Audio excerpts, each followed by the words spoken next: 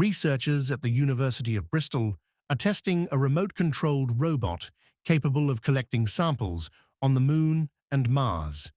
The robot's remote control system was tested at the European Space Agency's ESA, European Centre for Space Applications and Telecommunications in Harwell, Oxfordshire.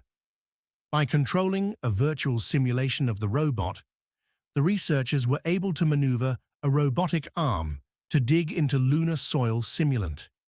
This process doesn't rely on camera feeds, which could be delayed by the 1.3-second lag between Earth and the Moon. In future lunar missions, signals between remote operators and robots could be transmitted via satellites under ESA's Moonlight project. This virtual simulation also incorporates haptic interactions, meaning it provides users with a tactile sensation, simulating the feel of lunar soil in low-gravity environments. This helps remote operators sense the force needed to dig into the soil or lift a sample with a shovel. So far, haptic interactions have only been incorporated into basic mission simulations, such as pressing soil or dragging a shovel through it, but not for more complex tasks.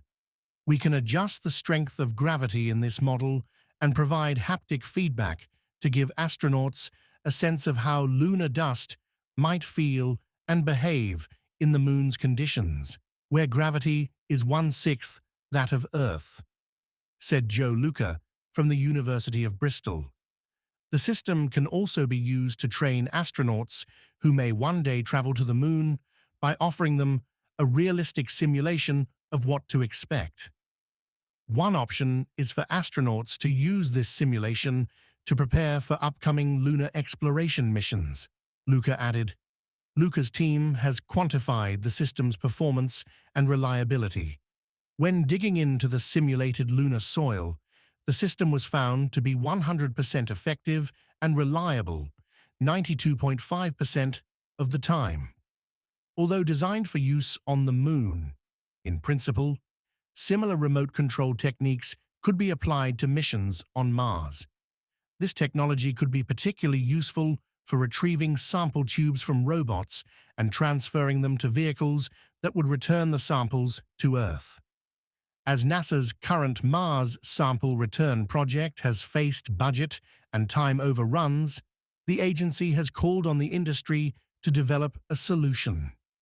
Rocket Lab recently won a contract to conduct a detailed study of a feasible solution for retrieving samples collected by the Perseverance rover.